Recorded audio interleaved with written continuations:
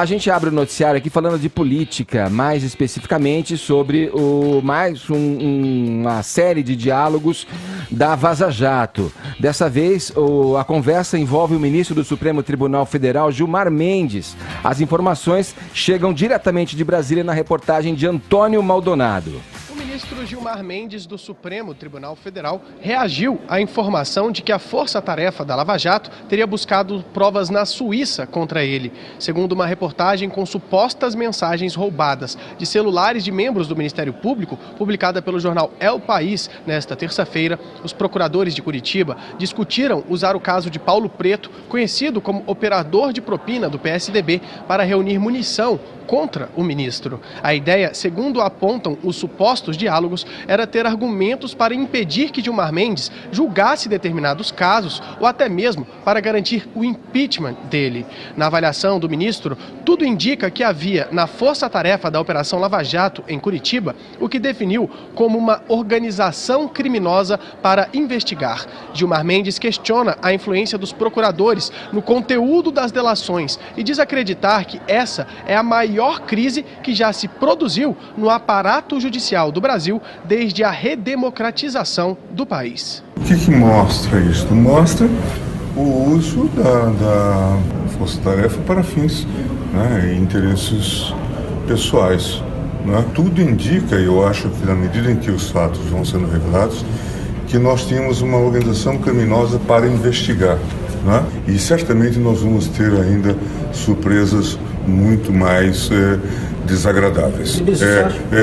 Temos que reconhecer, as organizações Tabajara estavam também comandando esse grupo. De acordo com a reportagem publicada nesta terça-feira, procuradores e assistentes se mobilizaram para apurar decisões e acórdãos de Gilmar Mendes para, eventualmente, embasar uma ofensiva contra ele.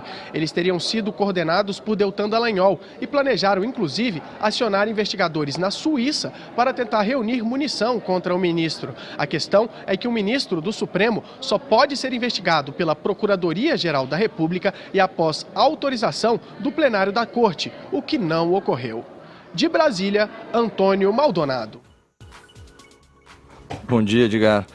Seguinte, ontem, comentando aí sobre a frase lamentável, do ministro Gilmar Mendes, ontem eu tive a honra de almoçar com uma sumidade, no combate à corrupção, o grande jurista e professor Modesto Cavalhosa, e ele foi o autor do pedido de impeachment do Gilmar Mendes. Então eu me sinto especialmente inspirado em comentar essa notícia. No pedido de impeachment do ministro Gilmar, o professor arrolou mais de 30 crimes de responsabilidade, uma verdadeira ficha corrida. E a essas faltas todas, nós podemos somar essas declarações do ministro, comentando aí sobre o vazamento de conversas obtidas por prática criminosa. Acho que são dois trechos em especial que a reportagem trouxe. O primeiro, abre aspas, mostra o uso da força-tarefa para fins e interesses pessoais. Mentira. Se tem uma coisa que está clara, certo? É que o objetivo, tanto o objetivo público quanto o objetivo secreto, que nos foi supostamente revelado aí pela Vaza Jato, ambos esses objetivos da Lava Jato é um só, é colocar corruptos na cadeia. Isso daí está bem claro, não tem nada de interesse pessoal. E tem o segundo ponto, que esse sim é mais delicado, quando o ministro Gilmar Mendes fala o seguinte, abre aspas, tudo indica, eu acho que nós tínhamos uma organização criminosa para investigar. Além de ferir o decoro da posição que ele ocupa, além de antecipar um juízo de mérito e de atestar a sua suspeição para julgar qualquer processo relacionado à Lava Jato, a declaração do ministro ela pode ser interpretada como criminosa. E quem dispõe dessa forma é o Código Penal quando trata dos crimes contra a honra. A Lava Jato ela não é uma instituição abstrata, ela é uma pequena força-tarefa formada por pessoas que são conhecidas do grande público. Então, falar que a Lava Jato se trata de uma organização criminosa é ofender a honra objetiva dos seus integrantes. Portanto, é um ato que agride a reputação dos procuradores e das demais autoridades. Aliás, é importante a gente falar sobre isso, sobre reputação, que é a ideia, que é o juízo que as outras pessoas elas fazem de nós. É um bem muito precioso para quem vive em sociedade. E aqui é importante colocar um parênteses, Talvez, como o ministro Gilmar Mendes não consegue mais viver em sociedade de tão vaiado, de tão execrado que é em público, até mesmo fora do Brasil, é capaz que ele tenha se esquecido do valor do que é ter uma boa reputação. voltando aqui, são dois os tipos previstos no Código Penal que tratam dos crimes contra a honra objetiva, né? A difamação, que é você atribuir um fato ofensivo à reputação de alguém, e a calúnia, que é imputar um fato criminoso a alguém falsamente. E aqui é o ponto mais delicado. Tanto o artigo 288 do Código Penal como a Lei 12.850 das organizações criminosas, elas tipificam como crime não só a formação de quadrilha, como a própria organização criminosa. Então, o ministro Gilmar Mendes ele foi muito específico na acusação que ele fez. No crime de calúnia, certo? Se a acusação contra a vítima for verdadeira, extingue-se a punibilidade, é o que a lei chama de exceção da verdade. A gente tratou isso, inclusive, quando o nosso convidado foi o Ciro Gomes. Só que aqui não cabe exceção da verdade, porque não existe investigação, não existe processo e muito menos condenação contra qualquer membro da Lava Jato. Então é um verdadeiro absurdo o que o ministro falou. Agora, OAB, os senhores advogados garantistas, imprensa especializada, Ética Terva, se os senhores achavam que o ex-juiz Sérgio Moro era suspeito para julgar a Lava Jato, eu fico imaginando que não haja então nenhuma dúvida sobre a suspeição do ministro Gilmar Mendes para julgar qualquer processo no âmbito da Lava Jato. Alguém acha em sã consciência que o Gilmar Mendes ele pode ser considerado imparcial depois desse tipo de declaração pública, né, veiculada pela imprensa? E tem mais. Né? Se isso que o ministro falou não é crime, se for uma mera crítica exacerbada, então os ouvintes da Jovem Pan, ou mesmo os procuradores, os policiais da Lava Jato, que obviamente estão se sentindo ofendidos, nós poderíamos dizer sem qualquer repercussão legal, abre aspas, tudo indica que o STF é uma quadrilha. Repetindo, abre aspas, tudo indica que o STF é uma quadrilha. Certo? Isso seria um crime? Seria uma crítica, aí fica para o melhor juízo dos garantistas. Bom dia. O que a gente tem é o que a gente olha e vê nos diálogos. Os diálogos já estão na mão do Ministério da Justiça, já encaminhados para o Supremo Tribunal Federal, naquela troca ali de envios, né, que sai de uma mão, vai para outra mão, sai do juiz Valisney, vai para o STF. Então, se a gente tomar por base que os diálogos que os agentes públicos e os agentes da justiça têm em mãos são os mesmos diálogos que a gente vem acompanhando em divulgação através do site The Intercept e com a colaboração de outros veículos, Folha de São Paulo, É o País, Revista Veja, outros programas também, a impressão que fica é muito nítida, assim, ao tentar chegar a um ministro da Suprema Corte com o intuito de derrubá-lo, de arranhar a sua reputação, seja lá qual for, usando o caso do operador do PSDB, porque é disso que estamos tratando, havia uma investigação em cima de um operador do PSDB chamado Paulo Preto. O Deltan Dallagnol, que é o coordenador da Força Tarefa da Lava Jato, ele incorreu mais uma vez em uma ilegalidade de conduta. Isso parece óbvio até para o mais leigo que acompanha de forma até superficial o noticiário político, pode concluir que ele agiu de forma ilegal, fora dos ditames da justiça, da conduta de um agente que busca a justiça. Fica cada vez mais claro, no meu entender aí, isso eu estou dizendo, a minha opinião, a minha avaliação, que essa aura de super-herói encapado o envaideceu em demasia. Falo do Deltan Dallagnol.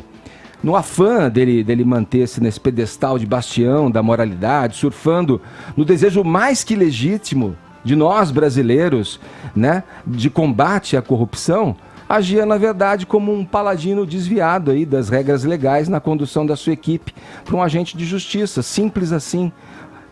Querer entender de outra forma, rebuscar, não, vamos entender o que é e chamar as coisas com o nome que elas têm. A sua colega, inclusive, nesses diálogos, onde ele comemorava e celebrava risos, deboches, situações envolvendo a condução ali de seus pares, na conversa informal que levava ali no aplicativo de mensagens de Telegram, foi alertado ao dizer que o sonho dele era ver o Toffoli e o Gilmar Mendes fora do STF, acompanhado de risos.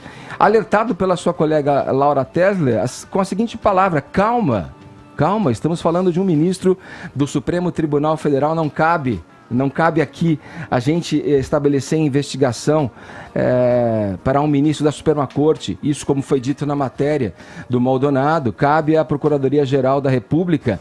E só ensejada pela Procuradoria, pelos procuradores, se a prova cai no colo, como se diz. Quer dizer, cai no colo uma prova que ofusca uma outra pessoa, que não é o foco original da investigação, aí sim, se essa pessoa tem prerrogativa de foro, a investigação tem que ser encaminhada diretamente para a PGR, que dá a condução ao caso.